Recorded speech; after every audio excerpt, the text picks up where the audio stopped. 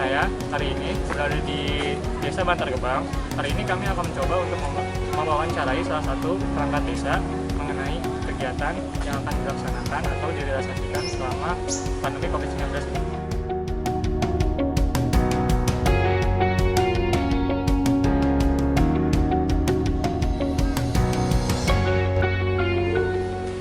Hari ini saya dan rekan saya sedang berada di kantor Desa Bantar Gebang bersama dengan Bapak Yakub selaku Sekdes Desa Bantar Gebang. Bagaimana Pak kabarnya? Alhamdulillah. Saya di sini akan mencoba izin bertanya-tanya, Pak. Oke, boleh. Ya, Bapak ini mengenai pelaksanaan pegawai di kantor ini selama COVID ini bagaimana gitu Pak? Apakah ada WFH atau bagaimana? Baik. Di masa pandemi ini alhamdulillah untuk Desa Bantar Gebang kita karena memang masuk ke lini sektoral ya, kemudian jenisnya itu pelayanan publik. Jadi secara peraturan nggak ada WFH, nggak ada work from home. Jadi 90 sampai 100 bahkan 100% kita di kantor saja. Cuman tetap ada physical distancing, ada jaga jarak lah untuk memperhatikan protokol kesehatan. Ya intinya karena pelayanan publik sih, jadi nggak WFH. Alhamdulillah secara pelayanan terus menerus.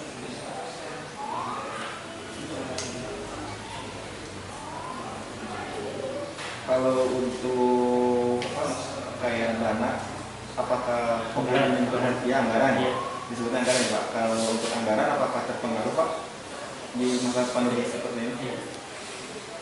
Kaitan masalah anggaran ya, Ya. jadi perlu diketahui nih, desa atau masing-masing desa itu punya beberapa sumber anggaran.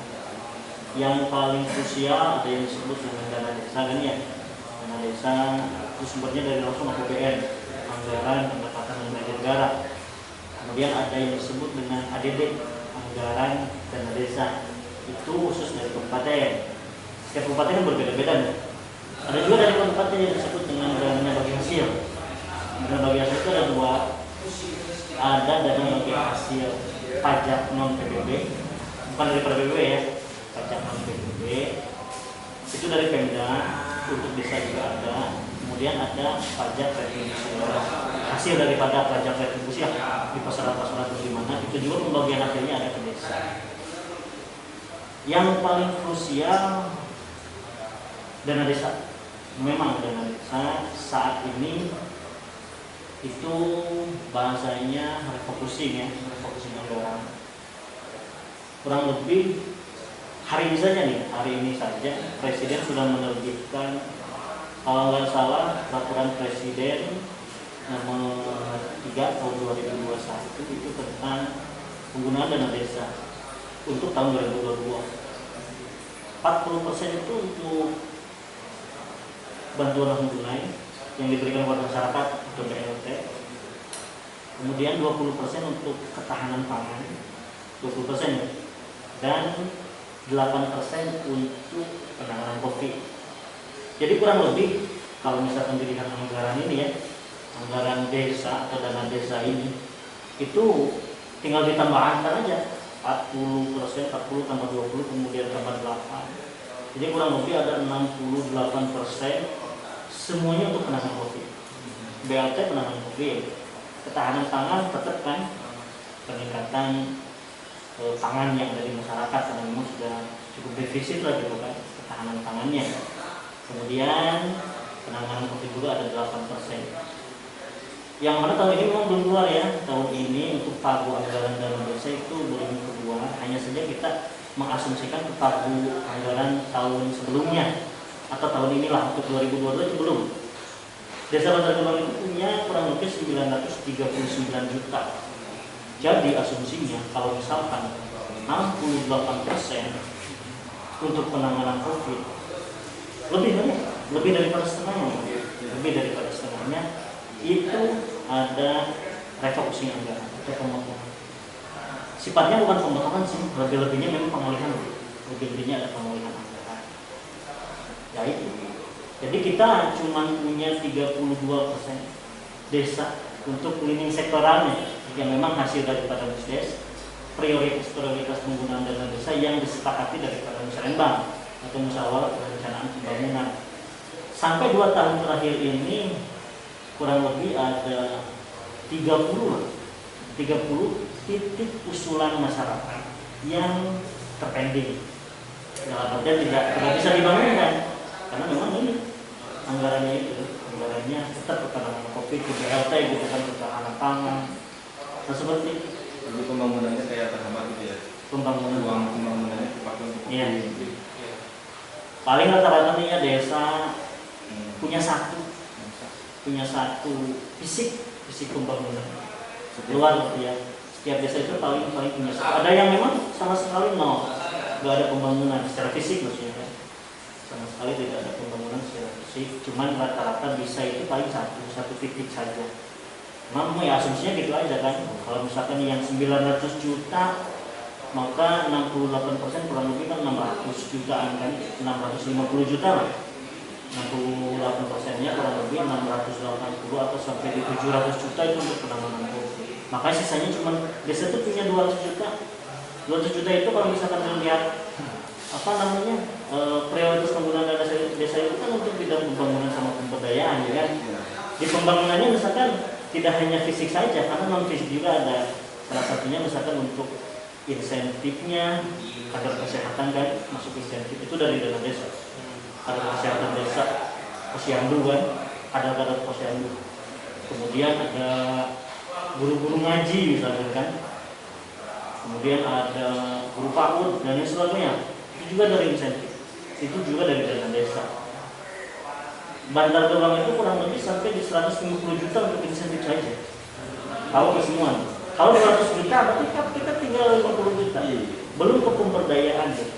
Nah, maka memang ya begitulah. Jadi kalau pembangunannya terhambat, pasti masyarakat juga protes ya Pak? Kayak pembangunan jalan katanya ini katanya terhambat. Sesungguhnya gini ya, kalau masyarakat agar semuanya atau segala sesuatunya itu segala informasi yang ada tersampaikan, tersosialisasikan. Kita ada media informasi desa dari mulai grup-grup di di medsos gitu kan, di media sosial atau mungkin pemberitahuan secara langsung di papan-papan informasi yang ada di setiap perusahaan. Kayak seperti ini misalkan ya ada papan transparansi anggaran, kemudian ke kegiatan pelaksanaan anggaran atau rencana pelaksanaan anggaran, asal semuanya tersampaikan saja, asal masyarakat tahu bahwasanya ya kondisinya seperti ini, yang mereka terima mau bagaimana gitu kan, karena semuanya memang ada pemulihan. Nggak tahu semua ini memang untuk masyarakat sih, Kembali kepada masyarakat juga. BLT-nya untuk masyarakat, kita penanganan COVID, kesehatan masyarakat juga gitu kan, kita ketahanan pangan, kita mencadangkan anggaran pangan memang untuk masyarakat juga. Alhamdulillah sih nggak ada konflik gitu. Cuman ya disayangkan aja gitu masyarakat juga. Meskipun memang bisa nerima sebetulnya, begini tuh gini. Pak atau Bu, gimana kalau misalkan ya udah aja misalkan gitu. Udah nggak usah ada BLT, tetap. Ini peraturan pemerintah gitu kan. Bapak, kalau untuk pelayanan desa sendiri ini selama COVID ini ada kendala atau Pelayanan ya? pelayanan? Kalau untuk pelayanan sih kendala pasti ada ya, kendala kayak seperti apa ya, paling memang kita kekurangan biaya operasional aja, biaya operasional yang berkurang, seperti halnya hari ini kan berbagai data dibutuhkan dari masyarakat, baik data vaksin sebenarnya, kemudian data-data warga, data perkembangan kesehatan warga, data terpadu kesejahteraan sosial misalnya yang berkaitan dengan kelembagaan sosial, baik itu Limasnya, PKK-nya, kemudian LPM-nya gitu kan. Nah semua ini terbungkus daripada data yang perlu disampaikan oleh masyarakat.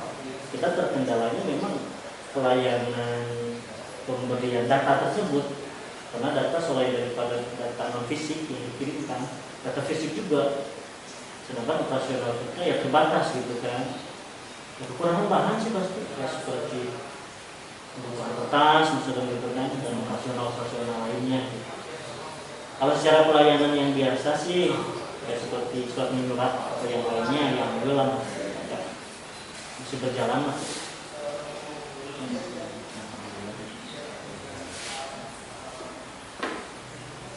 Kalau ini Pak, buat vaksinasi ini apa di desa ini diwajibkan 2 kali vaksin gitu? Apa bagaimana Pak? Vaksin ya, vaksin wajib 2 kali, dosis 2 ya. Vaksin salah satu program kita juga dalam hal ini yang lebih ditekankan pastinya dinas kesehatan ya. Dinas kesehatan secara terus menerus, secara berjenjang, kemudian secara rutin juga, bahkan tidak hanya dititikkan sampai door to door memang ya. Sampai door to door itu sampai ke rumah-rumah gitu kan. Wajib sampai dosis 2. Biasanya dia datang berapa minggu sekali, berapa bulan sekali gitu. Kalau jadwal sih memang tidak tentu ya, jadwalnya tidak tentu. Kita ya terima jadwal dari puskesmas saja. Ini kan puskesmasnya dipasangkan. Cuma rata-rata di tiap bulan itu ada. Tapi kalau Ada masyarakat, sebulan 2 kali atau sebulan sekali. masyarakat sendiri mendukung gitu Pak program vaksin ini? Awalnya sih belum ya, awalnya belum. Karena memang kalau dilihat secara kultur ya, kultur masyarakat, khususnya di Bantar Gebang yang memang tergolong pedalaman lah gitu kan ya. Kemudian ada isu-isu yang lain kayak seperti haram gitu kan, haram vaksin, apa ada efek yang lain misalnya, efek vaksin jadi apa.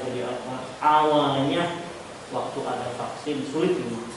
Kita sampai sosialisasi ke lapangan, kita sampai wawar, nyari yang mau divaksin itu sulit.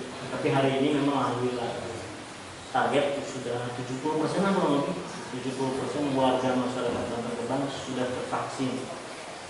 40% dosis 1 dan 2, sisanya gitu kan masih sisa. Sekarang alhamdulillah antusias, karena malah jadi sulit ya nyarinya. Karena memang ada sudah gitu. Nggak di sini ya di luar, nggak di luar. Tapi kalau untuk perangkatnya di sini pasti sudah ya. Mau itu lebih awal. Di awal ya. Kita berada di awal. Kurang lebih 3 bulan sebelum ada vaksinasi massal, perangkat desa terlebih dahulu.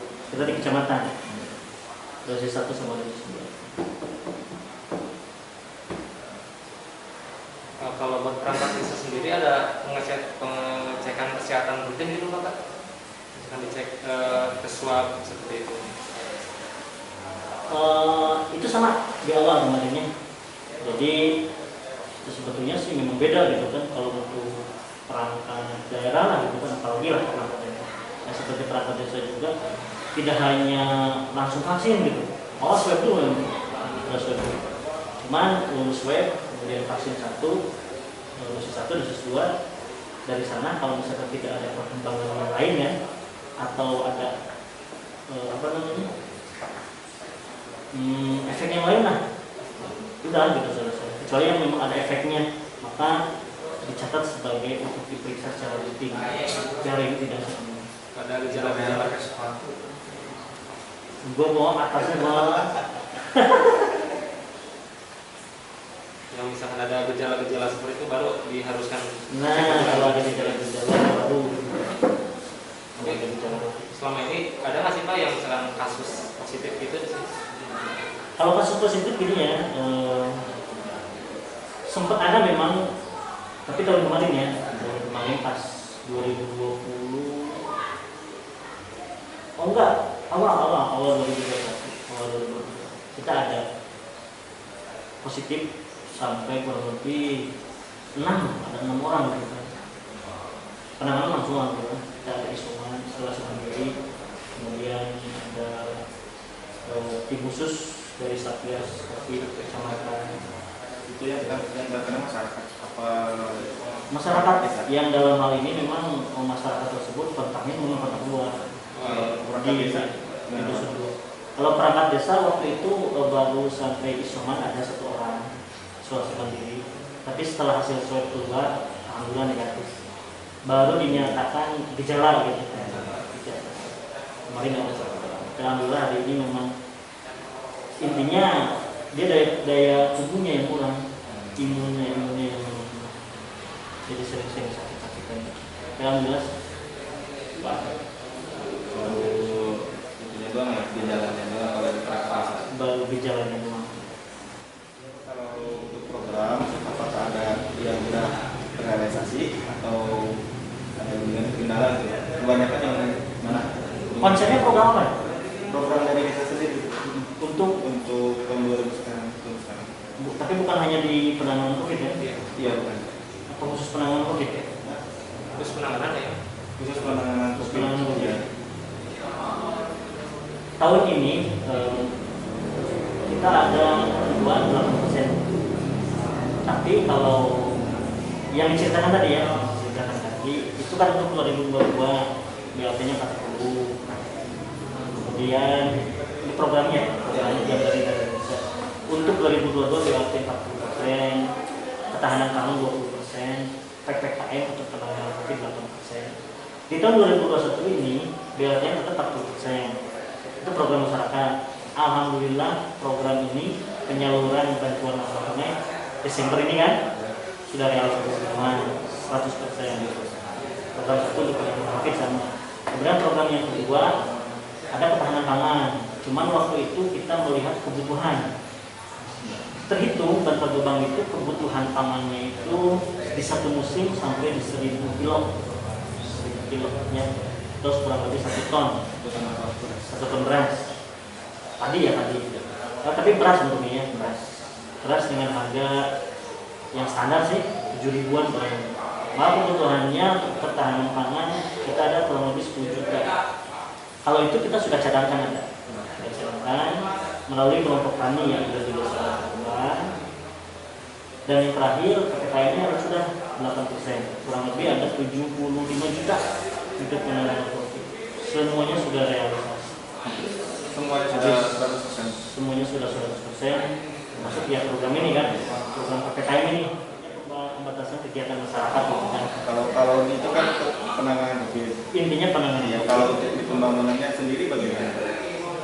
Nah, seperti yang sudah dibilang ya, susah ya. program sektoral yang memang kewenangan desa, Bantar Gebang itu cuma punya satu program pembangunan pengaspalan jalan. Itu juga ya sisa kan. Prioritas pembangunan masuk prioritas, bahkan prioritasnya ini di tahun sebelumnya, di tahun 2020 gitu kan. Karena memang tidak terbangun, targetnya itu 2 kilo. 2 kilo.